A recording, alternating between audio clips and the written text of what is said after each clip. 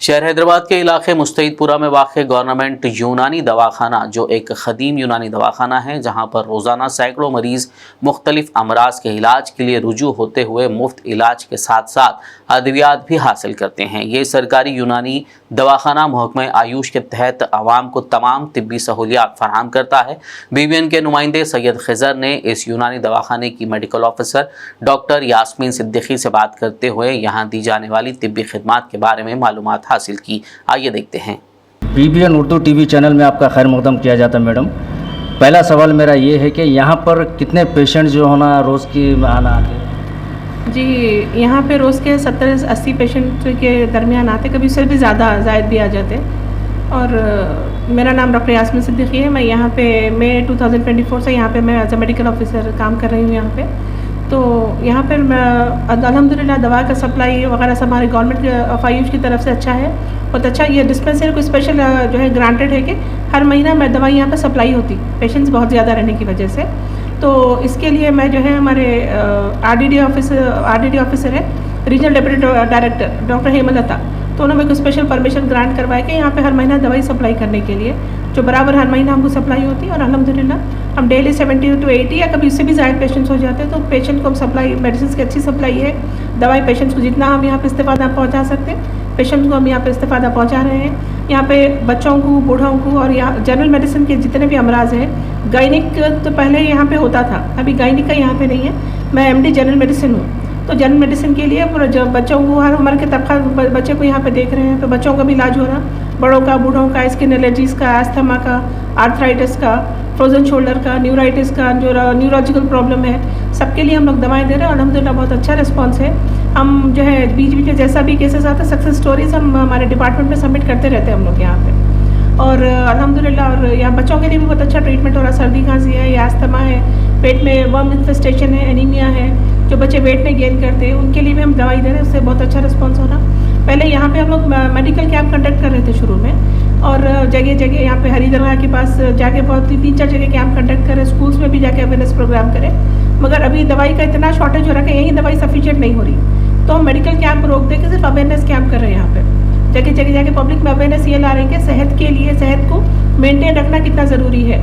आज के ज़माने में जो बीमारियाँ हैं वो 90% बीमारी हमारे लाइफस्टाइल डिसऑर्डर्स की वजह से है, जिसमें हमारा सोना उठना है, खाने पीने की आदत है, खाने पीने का डिसिप्लिन है, और हम खाने में हमारा सिलेक्शन क्या है, हम क्या चीज़ को प्रेफर करते हैं। तो वही हिसाब से पब्लिक जो है वेस्टर्न फूड की तरफ है, चाइनीज़ फूड की तरफ है, वेस्टर्न लाइफस्टाइल है वो जो अडॉप्ट कर लिए हैं, पिज़्ज़ा है, बर्गर है, उससे जनरेशन में बहुत सारी बीमारियाँ हो रही।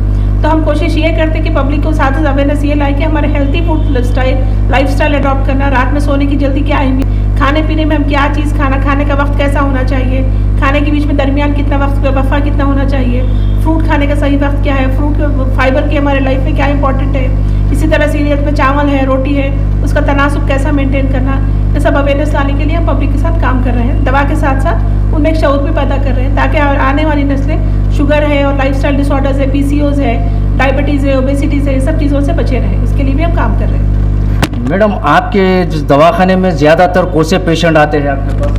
जी, मेरे पास आर्थराइटिस और स्किन एलर्जीज़ के पेशेंट बहुत ज़्यादा आते हैं।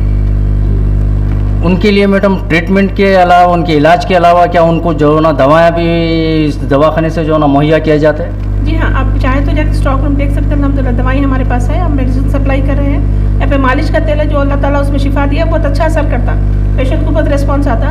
साथ में हमारे रीजनल डेप्यूटी डायरेक्टर की तरफ से एक है कि यहाँ पे हिजामा और वेलनेस सेक्शन भी स्टार्ट करना बोल के हमारी कोशिश है। इंशाल्लाह हम स्टार्ट करेंगे, उसका एक प्रपोजल गया हुआ है, डायरेक्टर मैडम परमिशन दिए तो वो भी हम स्टार्ट करेंगे इंशाल्लाह, वो भी पब्लिक को बहुत अच्छा फ़ायदा देगा। मैडम, ज़्यादातर जो होना यहाँ पर, अब जैसा कि आप अभी बतलाए कि कुछ खाने में की ग़िज़ा में ये वो, तो ज़्यादातर जो होना एसिडिटी का और ये जो ना शुगर वगैरह का मसला है, तो इसके लिए जो ना आवाम क्या करना चाहिए? देखिए, ओबेसिटी, एसिडिटी और डायबिटीज़, ये तीनों का लिंक हमारे लिवर से है। लिवर हमारे ऑर्गन का सबसे इम्पोर्टेंट ऑर्गन है, उसको जो है ना जिस्म का हमारे किचन बोला जाता है। तो हम जो भी हम ग़िज़ा लेते हैं वो ग़िज़ा जाके लिवर में डाइजेस्ट होती है, डाइजेस्ट होने के बाद वो प्रोटीन्स, कार्बोहाइड्रेट, फैट्स सब अलग अलग मेटाबोलाइज होके जिस दर का जिसको जैसे खून, अगर खून को पहुंचाना, खून की जिम्मेदारी, खून को पहुंचा देते हैं रेड सेल से, फैट जो है जाके जब डिपॉजिट होना है बराबर डिपॉजिट हो जाती है, शुगर इस्तेमाल होना है। तो हमारे लाइफस्टाइल में क्या हो गया है आजकल की जनरेशन को, चाइनीज़ फूड है, प्रिपेयर्ड फूड है, बाहर का खाना, बाहर का तेल, ये सब इस्तेमाल करने से हमारे को हेल्दी फूड नहीं मिल रहा, और बच्चों में तरकारियाँ और फ्रूट्स का इस्तेमाल बहुत ज़्यादा कम हो गया। बजाय उसके स्कूल के टिफ़िन में भी आप देखेंगे बच्चों के तो जंक फूड बहुत ज़्यादा इस्तेमाल में आ रहा। तो ये अवेयरनेस हम ये ला रहे हैं कि बच्चों के स्कूल में भी हम गए तो वो जंक फूड नहीं लाना है।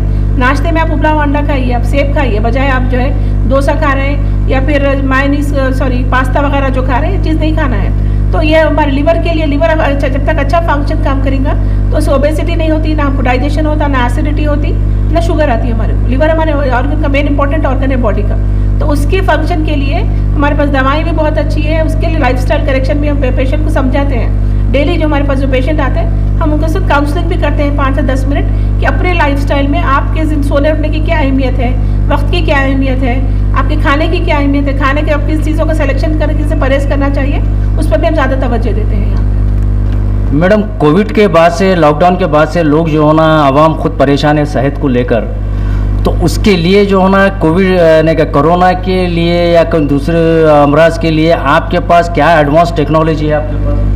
जी, हमारा सिस्टम ही पुराना है, सिस्टम हमारा क़दीम तिब है। इसका जो है बादशाह, निज़ामुल मुल्क वगैरह ये लोग सब यही दवाएं इस्तेमाल करते थे।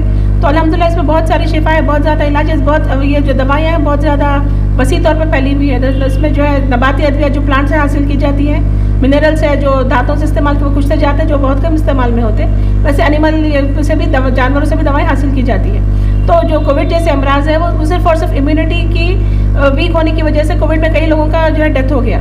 इसका इम्यूनिटी अच्छी थी, वो लोग सर्वाइव हो गए। तो हमारा जो सिस्टम है यूनानी, इसका बेसिक फाउंडेशन ये है कि तबीयत मुदब्बिर बदन, यानी तबीयत खुद अपने आप को हील करती है, तबीयत खुद हर चीज़ का इलाज करती है। तो तबीयत मुदब्बिर बदन के लिए, उसके लिए क्या है बोले तो हमारे पास यूनानी का जो कॉन्सेप्ट है उसमें 7 उसूल असबाब सत्य ज़रूरिया के नाम से है।